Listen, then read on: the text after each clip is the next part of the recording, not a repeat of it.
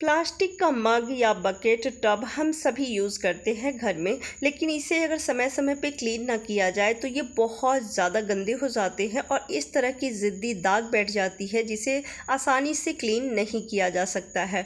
और इसे क्लीन करने के लिए कई बार हार्पिक का या फिर कुछ और केमिकल्स का यूज़ करना पड़ता है। तो आज मैं जो तरीका आपको बताने वाली हूँ क्लीन करने का, उसमें ना ही आपको हार्पिक यूज़ करना है ना ही किसी तरह की केमिकल्स का यूज़ करना है। आप देख सकते हैं ये जो मग है बहुत गंदा है और ये दोनों ही मग मैं यूज़ नहीं करती हूँ क्योंकि ये बहुत साल पुराना है, लेकिन ये गंदा है। चूँकि जब हमने इसे हटा के नया लिया था मग, तो मैं इसे क्लीन नहीं की थी क्योंकि मुझे ज़रूरत नहीं लगी थी कि अब हम इसे यूज़ नहीं करेंगे। लेकिन जो मैं सॉल्यूशन बनाने वाली हूँ और बना के इसे क्लीन करने वाली हूँ, तो गंदे से गंदे हम बर्तन को ही क्लीन करेंगे, जिससे कि आपको यकीन हो कि ये जो सॉल्यूशन है ये कितना पावरफुल है। तो चलिए बनाते हैं। तो इसको बनाने के लिए सबसे पहले चाहिए नमक। वो सफ़ेद नमक जो खाने में यूज़ करते हैं, 1 चम्मच भर के ले लेना है। अब इसमें रखना है 1 चम्मच बेकिंग सोडा। नमक स्क्रबिंग का काम करती है तो उसे ज़रूर रखिएगा। और बेकिंग सोडा जो गंदगी होती है उसे हल्का कर देती है। जब आप बेकिंग सोडा रखते हैं तो जो डर्ट होते हैं, जो गंदगी सालों से बैठा हुआ है बर्तनों पे, वो हल्के हो जाते हैं और उसके बाद जब आप उसे रफ़ करते हैं, स्क्रब करते हैं, तो आसानी से क्लीन हो जाती है। अब इसमें रखना है शैम्पू। आप कोई भी शैम्पू 1 रुपये का जो पाउच है वो आप लेके रख सकते हैं, नहीं तो डब्बे वाली शैम्पू है तो आप 1 चम्मच माप के इसमें रख लीजिए। और अब तीनों चीज़ों को मिक्स कर लेना है। लास्ट में रखना है विनेगर। तो जो भी आपके पास सिरका है, विनेगर है, आप ले सकते हैं। तो 1 चम्मच ये भी माप के लेना है।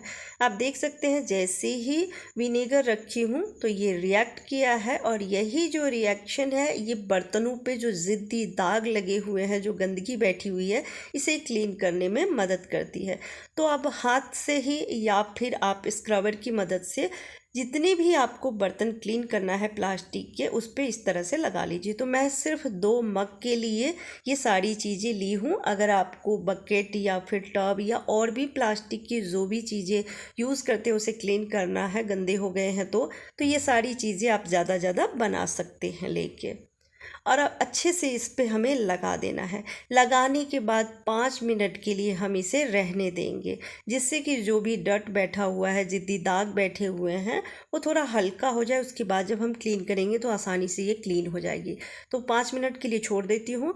5 मिनट हो गई है तो अब लेंगे स्क्रबर। तो थोड़ी हार्ड वाली स्क्रबर लीजिएगा जिससे कि गंदगी आसानी से साफ़ हो सके।